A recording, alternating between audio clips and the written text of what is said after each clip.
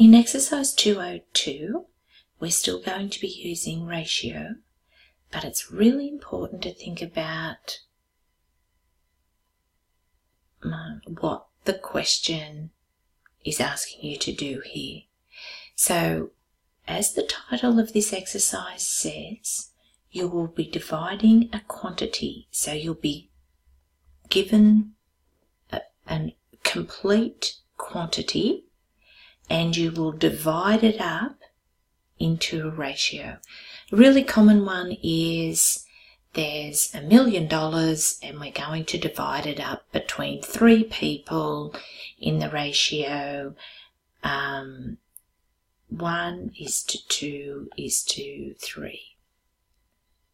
So one person gets 1 part, the second person gets 2 parts, the third person gets 3 parts of this $1 million.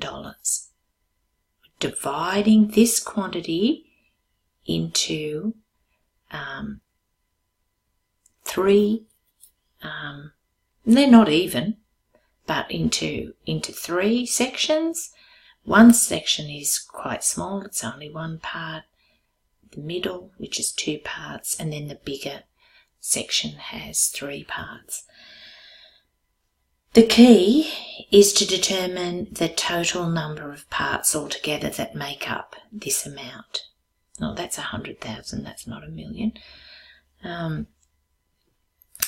Now, to do this, you will use the unitary method. If we can work out what 1 part is worth, then we can double it to get 2 parts, multiply it by 3 to get 3 parts. So the critical first step is to work out the total number of parts that this quantity represents, and step 2 is to find then what 1 part is. So Irina's estate is $3,600,000, was divided between her children Max, Rose and Reggie in the ratio 3:2:1. How much did each receive? So we've got 3:2:1 going to Max, is getting by far the bigger portion, then Rose and then Reggie. So just like I said, we know that all of that must total up 3,600,000. So the total number of parts is 3 plus 2 plus 1, which is 6 parts. What do we know? We know that those 6 parts is equal to the total.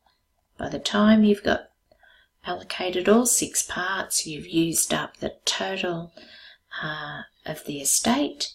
That means then that 1 part is 600,000.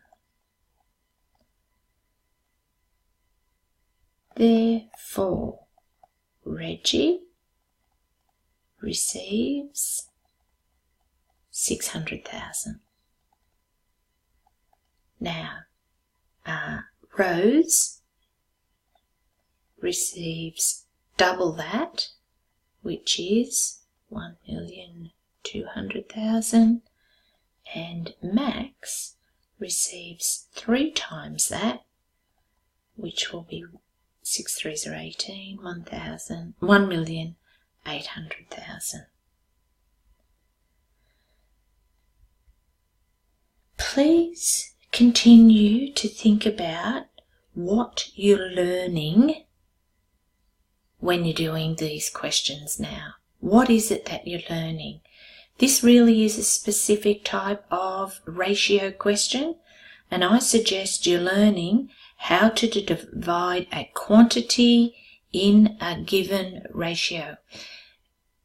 And think about the wording of these questions that you do. In every question you do now out of exercise 202, pay particular attention to the wording of the question and go, yes, I would recognise something like this in the future.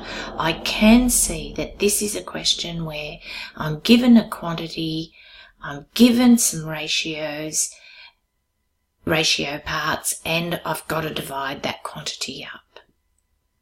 I think you should be right to get started with 202.